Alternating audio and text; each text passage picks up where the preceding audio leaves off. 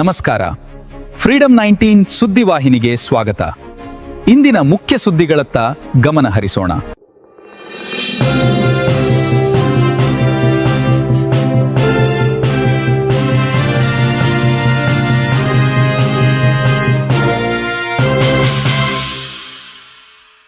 ನಮಸ್ಕಾರ, ನೀವು ನೋಡ್ತಾ ಇದ್ದೀರಾ ಫ್ರೀಡಂ 19 ನ್ಯೂಸ್ ಚಾನೆಲ್. ನಿಖರ ಮತ್ತು ಪರಿಶೀಲಿತ ನಿರಂತರ ಸುದ್ದಿಗಳನ್ನ ಜವಾಬ್ದಾರಿಯುತವಾಗಿ ತಲುಪಿಸುವಂತ ವಿಶ್ವಾಸಾರ್ಹ ಸುದ್ದಿ ವೇದಿಕೆ ಫ್ರೀಡಂ 19 ನ್ಯೂಸ್ ಚಾನೆಲ್ಗೆ ತಮಗೆಲ್ಲರಿಗೂ ಆತ್ಮೀಯವಾದಂತಹ ಸ್ವಾಗತ. ಬನ್ನಿ ಇವತ್ತಿನ ಸುದ್ದಿಗಳನ್ನ ನೋಡೋಣ.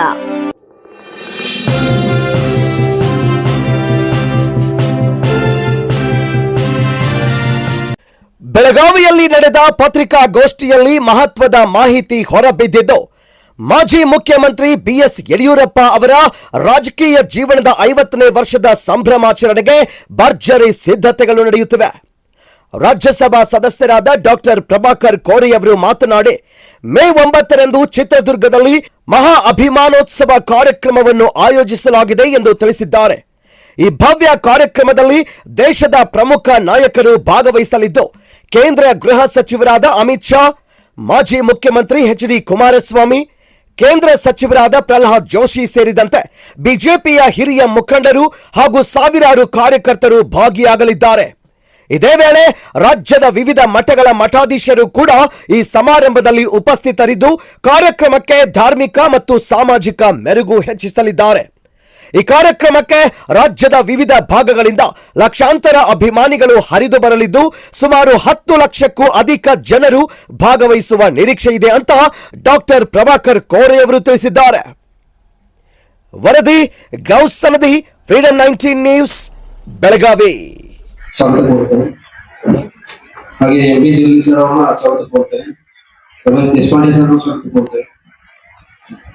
ಹಾಗೆ ಅವರವರಲ್ಲಿ ಎಲ್ಲರೂ ಸ್ವಾಗತ ಕೊಡ್ತಾ, ಹಾಗೆ ಈ ಪತ್ರಿಕಾಗೋಷ್ಠಿಗೆ ಆಗಮಿಸಿದ ಎಲ್ಲ ಮಾಧ್ಯಮ ಮಿತ್ರರು ಸ್ವಾಗತ ಕೋರುತ್ತಾ, ಮುಂದಿನದಾಗಿ ಪತ್ರಿಕಾಗೋಷ್ಠಿಯನ್ನು ಉದ್ದೇಶಿಸಿ ನಮ್ಮ ಮಾಜಿ ರಾಜ್ಯಸಭಾ ಸದಸ್ಯರು ಹಾಗೂ ಯಡಿಯೂರಪ್ಪ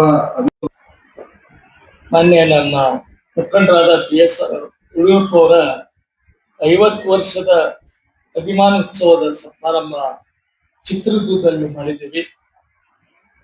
ಆ ಕಾರ್ಯಕ್ರಮದಲ್ಲಿ ಈ ದೇಶದ, ಈ ರಾಜ್ಯದ ಎಲ್ಲ ಸ್ವಾಮೀಜಿಗಳು, ಮಠಾಧೀಶರು, ಎಲ್ಲಾ ಜಾತಿ ಮಠಾಧೀಶರು, ಸ್ವಾಮೀಜಿಯವರು ಇದರಲ್ಲಿ ಭಾಗವಹಿಸ್ತಾ ಇದ್ದಾರೆ.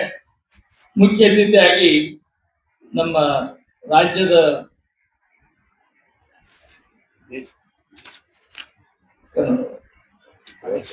ಗೃಹ ಸಚಿವರಾದ ಮಾನ್ಯ ಅಮಿತ್ ಶಾ ಅವರು, ಮಾನ್ಯ ಕೇಂದ್ರ ಮಂತ್ರಿಗಳಾದ ಪ್ರಹ್ಲಾದ್ ಜೋಶಿ ಅವರು, ಕುಮಾರಸ್ವಾಮಿ ಅವರು, ಹಾಗೂ ರಾಜ್ಯ ಅಧ್ಯಕ್ಷರಾದ ಮಾನ್ಯ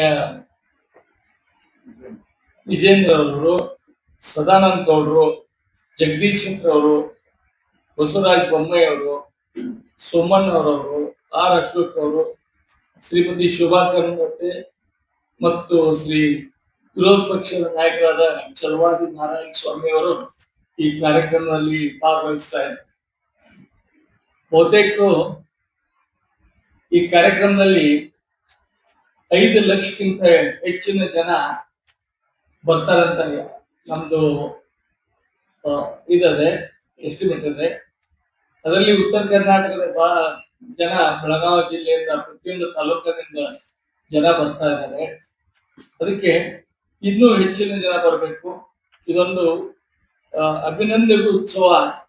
ನಮ್ಮ ಹೋರಾಟಗಾರ, ಹೋರಾಟಗಾರ ಈ ರಾಜ್ಯದಲ್ಲಿ ಮೊದಲನೇ ಸಲ ಭಾರತೀಯ ಜನತಾ ಪಕ್ಷದ ಅಧಿಕಾರಕ್ಕೆ ತಂದ ಒಬ್ಬ ಧೀಮಂತ ನಾಯಕ ಮತ್ತು ರೈತರ ನಾಯಕ.